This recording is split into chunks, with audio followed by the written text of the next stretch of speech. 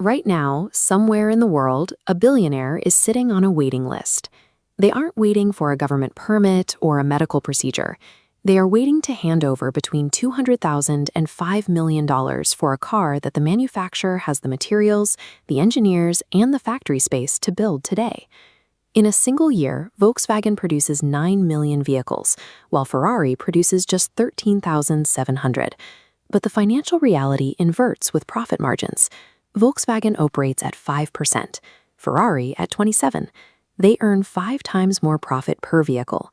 This profit margin is not the result of raw material costs or engine components. The massive premium stems from a mastered psychological strategy that dictates every move the company makes. Ferrari operates on a single, inflexible manufacturing law known as the N-1 rule. They calculate exactly how many cars the market wants to buy, and they intentionally build exactly one less. By actively denying willing buyers, Ferrari weaponizes scarcity. They have turned a production limitation into their most powerful financial asset. This model was the accidental byproduct of the founder's singular obsession. Enzo Ferrari had no university degree and no formal business training. He only cared about the specific act of machines moving faster than other machines. Enzo famously said that he built engines and attached wheels to them.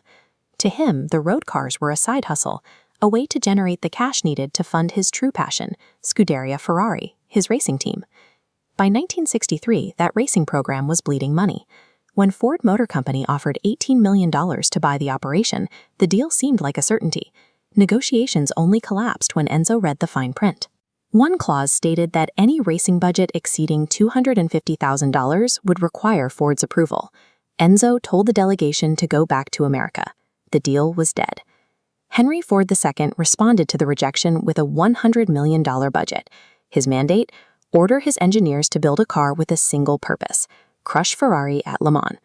In 1966, after years of expensive failures, Ford finally secured a victory. Ferrari finished second, third, and fourth. Enzo Ferrari viewed the result as proof of his leverage. An American giant had to spend $100 million just to edge out a workshop that produced fewer cars in a year than a single Detroit plant built in a morning. The lesson was clear. Size and capital are secondary to the power of intense desire, and desire only exists in the presence of absolute scarcity. Today, Ferrari enforces that scarcity through the mechanics of the waitlist. While 100,000 people may have the money and intent to buy a Ferrari, the factory only releases 13,000 units. Being told no by a massive company that could easily say yes does something specific to human psychology. The act of waiting increases the brand's value. The Ferrari on the 2-year waitlist is more desirable than the Ferrari available today. For the most exclusive models, money alone is useless. Ferrari operates an invitation-only hierarchy, where buyers must prove their loyalty over decades. When the LaFerrari Aperta was announced, Ferrari didn't run an ad campaign. They sent 200 letters to their preferred clients. All 210 units were pre-sold, at nearly $4 million each, before the public even knew the car existed. The real product isn't the vehicle, it's the place in the database. The ultimate status is being the person Ferrari calls, rather than the person who calls Ferrari. This system changes the way the car behaves as a purchase. Most vehicles are consumer goods that lose value the moment they leave the lot. A Ferrari functions as a physical asset that appreciates.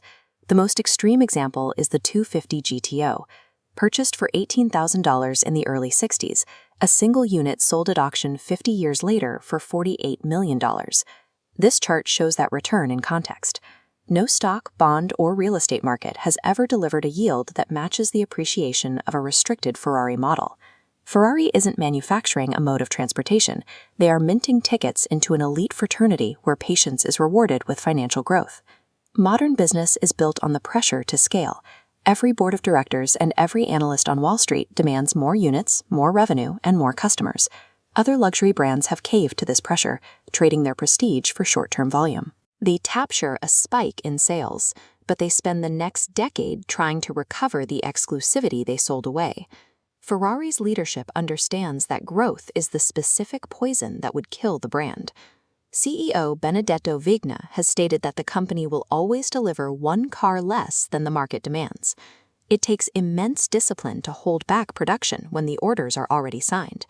Maranello chooses to stay small to keep the brand powerful. When a customer waits 2 years for a car, they are purchasing the anticipation and the validation of being on the list. That experience, the waiting, is what they are actually buying. The most valuable machine Ferrari ever produces is the car they deliberately refuse to build.